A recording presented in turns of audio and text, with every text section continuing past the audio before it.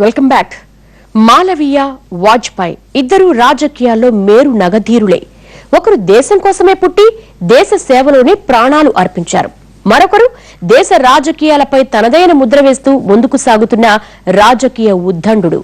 ఈ ఇద్దరే వీరిద్దరికీ భారతరత్న ఇవ్వడంతో ప్రభుత్వం యావత్ భారతావనిని సత్కరించినట్లయింది. మదన్ మోహన్ మాలవీయ, అటల్ బిహారీ వాజ్పేయి ఇద్దరు ఉత్తరప్రదేశ్ కి చెందిన నాయకులే. ఇద్దరిది హిందూ నేపథ్యం నుంచి వచ్చిన రాజకీయ జీవితమే. ఇద్దరు మతాలకు అతీతంగా రాజకీయాల్లో నెగ్గుకొచ్చిన నేతలే. వీరిలో ముందుగా చెప్పుకోవాల్సింది మదన్ మోహన్ మాలవీయ గురించి. స్వాతంత్ర్య ఉద్యమం, భారత స్వాతంత్ర్య సంగ్రామం అనగానే మనకు గుర్తొచ్చేది మహాత్మా గాంధీ, జవహర్ లాల్ నెహ్రూ లాంటి వారే. కానీ అంతటి మహనీయులకు మార్గదర్శిగా నిలిచి స్వాతంత్ర్య కాంక్షకు నవజీవాన్నిచ్చిన ఆదర్శ పురుషుడు మదన్ మోహన్ మాలవీయ.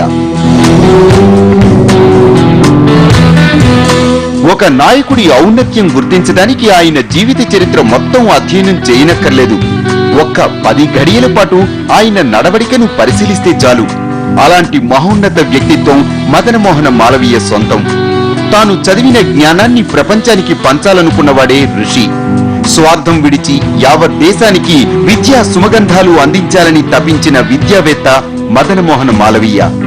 విద్యాభ్యాసం పూర్తయిన మర్నాడే ద ఇండియన్ యూనియన్ పత్రికలో సంపాదకునిగా కొలువు తీరారంటే ఆయన అపార మేధాశక్తి అర్థమవుతుంది. రాజకీయాల్లో అడుగుపెట్టిన తరువాత తన యావత్ జీవితాన్ని దేశం కోసమే అంకితం చేసి తన సుఖ సంతోషాలను కూడా దేశ సేవకే అర్పితం చేసిన మహాజ్ఞాని మాలవీయ.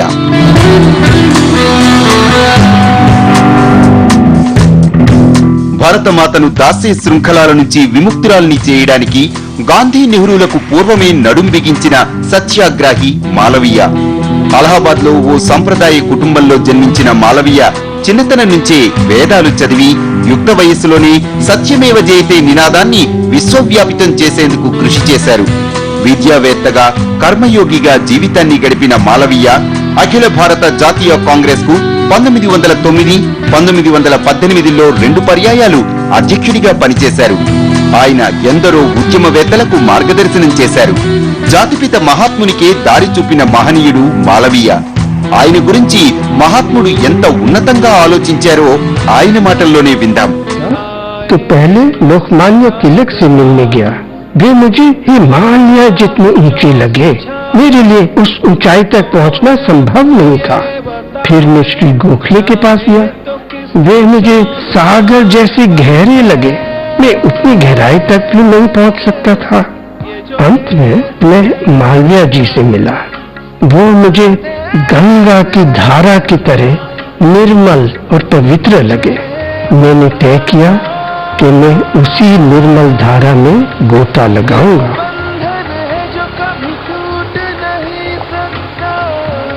मेरे चरित्र में दाग हो सकते हैं, लेकिन मदन मोहन मालवीय बेदाग हैं. वे प्रातस्मरणीय ऋषि हैं.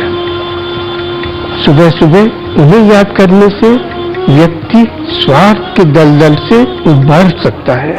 ఒక్క మహాత్ముడే కాదు, భారత తొలి ప్రధాని నెహ్రూ కూడా మదన్ మోహన్ వ్యక్తిత్వానికి దాసోహం అన్న వ్యక్తే. దేశ స్వాతంత్ర్యం కోసం అహర్నిశలు శ్రమించి స్వతంత్ర భారతావనిని కళ్లారా చూడకుండానే కన్ను మూసిన మాలవీయను చూసి చెలించిపోయారు నెహ్రూ. మాలవీయ నిర్యాణ సమయంలో నెహ్రూ భావోద్వేగాల్లో ఒక్కో మాట మాలవీయ గొప్పదనానికి అద్దం పట్టింది. हमारे महान राष्ट्रीय आंदोलन के दौरान मालवीय जी भारत के राजनीतिक और सांस्कृतिक क्षेत्र के महामानव थे. हम सभी ने उनके महान व्यक्तित्व से प्रेरणा ली. इसमें कोई संदेह नहीं कि उन्होंने देश की अन्यतम सेवा की और अपने संपर्क में आने वाले असंख्य लोगों पर जबरदस्त प्रभाव डाला. उचित यही होगा कि हम स्वाधीनता के भवन की नींव रखने वाले इस महान नेता को श्रद्धांजलि दें. वो भले ही अब हमारे बीच नहीं हैं, लेकिन स्वतंत्र भारत के गौरवपूर्ण निर्माण में सदा जीवित रहेंगे.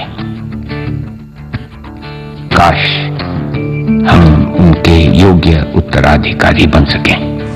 కేవలం భారతీయులే కాదు, విదేశీ న్యాయమూర్తుల్ని కూడా మాలవీయ జ్ఞాన సంపద గులాముల్ని చేసింది. 1911లో చౌరాచౌరీ సంఘటనలో 177 మంది స్వతంత్ర సమరయోధులకు బ్రిటిష్ ప్రభుత్వం ఉరిశిక్ష విధించింది.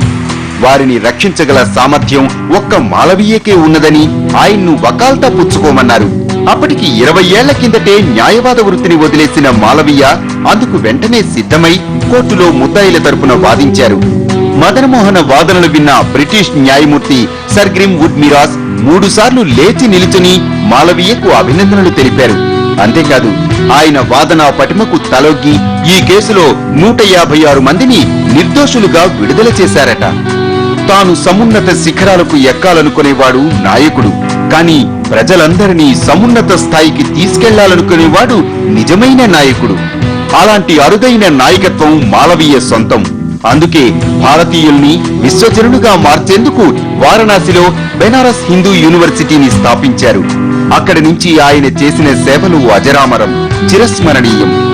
భారతీయులందరినీ ఒకేలా కలిపి ఉంచాలని కలలు కన్న మహాత్ముడాయన. దైవత్వమంటే మనలో ఉన్న మానవత్వమే అని చాటి చెప్పిన మానవతావాది మాలవీయ. मैं जाति और संप्रदाय को मानवीय मूल्यों से ऊपर नहीं समझता। सच्चा देवत्व तो मानवीय मूल्यों को अपनाने में है।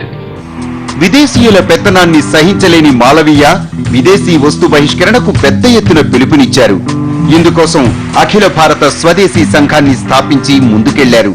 కుల మత భేదాలను తొలగించడానికి అఖిల భారత ఏకతా సమ్మేళనం ఏర్పాటు చేశారు.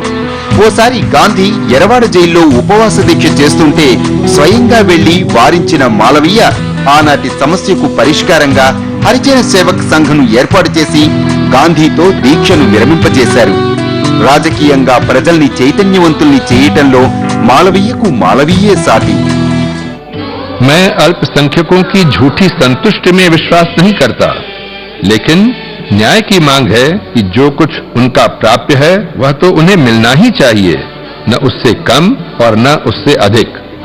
భారతదేశానికి స్వాతంత్ర్యం రావాలని, భారతీయులంతా కలిసిమెలిసి ఐక్యంగా ఉండాలని అనుక్షణం పరితపించిన నాయకుడు మదనమోహన మాలవీయ. 1945లో దేశాన్ని విభజించాలన్న ప్రయత్నాలు చేస్తున్నారని తెలిసిన మాలవీయ ఆ ప్రయత్నాలను ఆపేందుకు తనకు ఆరోగ్యం బాగాలేకపోయినా ఆ ముదిమి వయస్సులో ఢిల్లీకి యాత్రగా వచ్చి మహాత్ముని కలిశారు. కానీ భరతమాత స్వేచ్ఛావాయువును పీల్చుకున్న క్షణాల్ని మాత్రం ఆయన కళ్ళారా చూడలేకపోయారు. అలాంటి మహోన్నత వ్యక్తికి భారతరత్న ప్రకటించడం అన్నది నిజంగా భరతమాతకు, యావత్ భారతదేశానికి భారతీయులు చేసుకున్న సన్మానమనే చెప్పాలి. మరి షార్ట్ బ్రేక్.